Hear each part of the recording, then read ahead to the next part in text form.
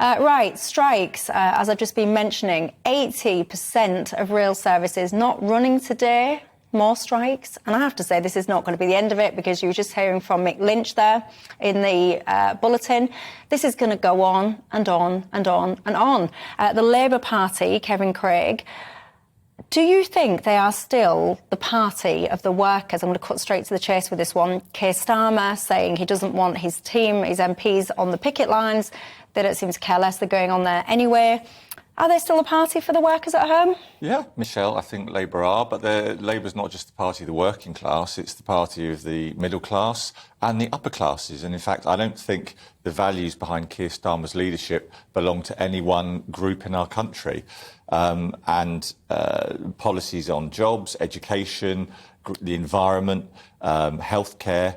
The working class have a huge interest, I think, in Labour getting back into government. But I think more than ever, Britain's class boundaries are changing, I think. I think the old ideas of tightly defined socioeconomic groups are not what they were. So I think that's quite interesting. But I do think that Keir Starmer, here you have a leader whose dad, as we all might remember, was a toolmaker. He comes from a very working class background, and those values of family, integrity, honesty, hard work, they run right through the guy. But then why, if that's the case then, so if Labour are the party of the workers, it's the workers that want the pay rise, why aren't Labour MPs allowed on the pickets then? Why ain't Keir Starmer on the pickets? Well, I think Keir's taken the view that after a few years of chaos at how the Labour Party presented itself, he wanted to clearly distinguish between chaotic years, and he took the view that a government in waiting, as he aspires to be, if the British people give him the chance, shouldn't be on the picket lines. Not everything the Tory government says is wrong. Like Grant Shapps has done this plan about how to sort out what he says, and Daniel, as a transport expert, will have some say on this. A 16-point plan? A 16-point plan. Now, not all of that, Michelle, I agree with, but some of it's quite reasonable. You know? Have you found this 16-point plan? I went looking, courtesy of the research team at GBNews. I only found snippets. Well, because this is the peculiar thing. Grant Shapps is indeed referring to a 16-point plan. I've dug long and hard today, I have to say, and I can't find it. He's tweeted it out himself and said, here is my 16-point plan. And it's not there. There's just a load of waffle and sentiment, and there's not a clear 16-point plan. Very confusing. Daniel, you tell me, what do you make of it all? 16 points is too many points in a plan. That's right. The first thing I'd say. And that may have dawned on him when he cut it back, I don't know, after he'd announced it. I think Kevin's got this completely wrong. One of the interesting things about the left generally, but the Labour Party certainly in the last 10, 15 years, is they've totally stopped talking about class. We don't talk about class anymore. Analysing society in terms of the upper class, the middle class, the working class. When do you last hear a Labour Party politician do that? They analyse society now in terms of identity, and they're much happier campaigning for oppressed minority groups in terms of their identity than they are for campaigning for majority groups like the working class and people who've got jobs and things like that. And they never even talk about it. So I think Labour has not only abandoned the working class, they've abandoned the whole idea of class, and that skews their... I mean, he's right in one sense. They are the party now of the upper class. They represent Mayfair, they represent Islington. These places vote for Labour, but they don't represent the working women class. With penises? They don't recognise that the working class exists or has political relevance anymore. Right, so, look, can I firstly say, which I think is important in politics, that there are many aspects of Daniel, or Lord Moylan, as he's called when he's at the House of Lords, that I think are hugely admirable. Done great things in transport in London. However, the Labour Party says lots of things about class in speeches. Listen to Angela Rayner if you want, full of references to the importance of politics that help the working class and those on the lowest incomes. And Michelle, are we really going there that Labour, you're saying, is the party of women with penises? Is that what we're doing today? I'll definitely go there, yeah. I think it's absolutely ridiculous. And not only do I think it's ridiculous, I actually think it will cost the Labour Party at the next election, because I think they'll get caught up in the wranglings of minuscule minority groups. Not that I want to be disrespectful to minuscule minority groups, but I think that will be one of the undoings of Labour at the next election. Well, the two things. Number one, Labour's very clear now on definitions of women, and Rachel Reeves made a very big speech recently just saying lots of sensible things about biology and identity. But you are right that the Labour Party shouldn't be scared to talk about cultural issues. So I agree that's a challenge. Indeed. Now tell me, Daniel, in terms of bringing it back to the strikes and this government, do you think there's been a lot of criticism that the government should be at the table on these negotiations and they're not? Where do you stand on it? It's really interesting, because Mick Lynch has been calling for the government to be, he's been saying the government, I've got to meet the government, talk directly to the government. And then 2 minutes ago on the news, he was saying the government should keep out of it. So I don't even understand anymore what their position is. And the fact of the matter is, they should put the offer to their members in a ballot. And that's what they should be doing at the moment. And then we'd know what the members thought. But on this question, the fact is that there are two separate issues. The first is the government involved? Of course the government's involved, because they're the one who's actually paying for any settlement that ensues. And they're the ones who've told the railway companies what they can actually afford to pay.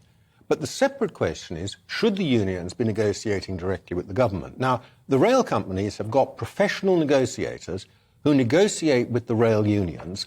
And, of course, the rail unions, and this is true at TfL as well, one of the first things they want to do is to say, let's get round that. Let's see if we can get a better option by talking to somebody else and draw in the government generally, draw in the mayor, whoever it is, play them off against each other.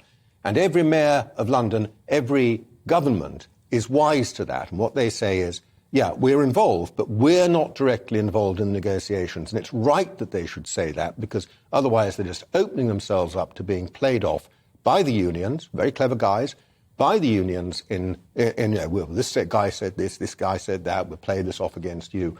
And it's just to fall into their hands. They should not be negotiating directly.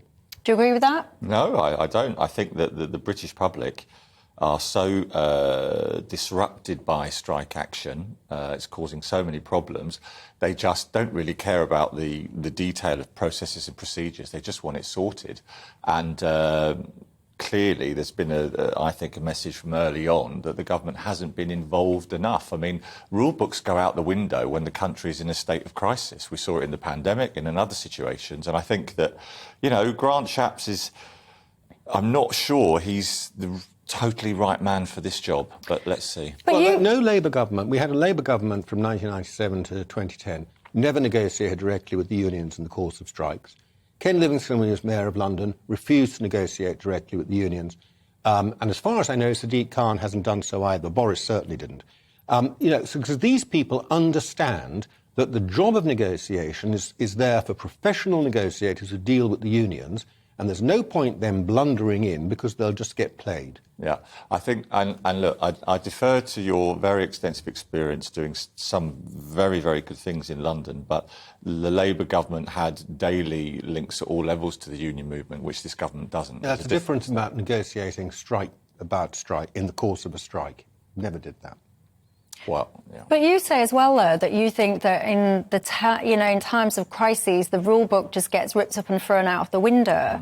But actually, in times of crises, you need strong leadership. And surely you don't want a situation where anyone can kind of, demand, dictate, right, the government, you've got to now do this, you've now got to do that, you've now got to do this, because wouldn't that actually make the government look weak-willed? Agreed, and that, to go back to that, is one of the reasons why Keir Starmer doesn't particularly want members of the shadow cabinet on picket lines. But the fact is that all the unions are trying to do is negotiate, decent conditions and decent pay rises for their membership. They're not trying to hold a government to ransom for nefarious reasons. And I just think it could have been done better. And if we want to get on to strong leadership, and where is, with all due respect, where has the Prime Minister been of late?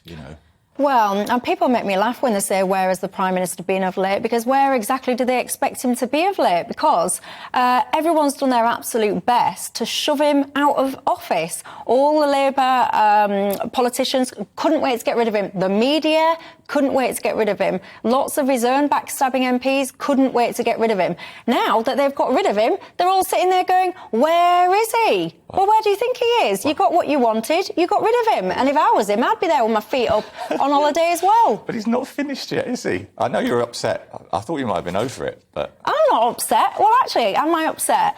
I don't actually think it's appropriate that you can have almost like what I would call some kind of coup over an elected Prime Minister. I don't actually think it is appropriate at all. What does Daniel think? Yeah, what do you think? I think it was a great mistake of the Conservative Party and a great injustice to get rid of Boris, especially in the way he did. 200 MPs voted a confidence vote in him only a few weeks before, and 80 ministers, a minority of MPs, overturned that and sort of collapsed and panicked like a bunch of sheep going over the cliff. Now, you know, we're in the middle of a leadership election. We need to look forward because it's very important for the country that the Conservative Party defeats Keir Starmer in a couple of years' time. But I think it's a mistake. I think I've made that fairly clear. Look, that's quite... Made the task more difficult, should we say? Yeah, I mean, we spoke about this. I don't actually think it was appropriate, some of the stuff that's gone on.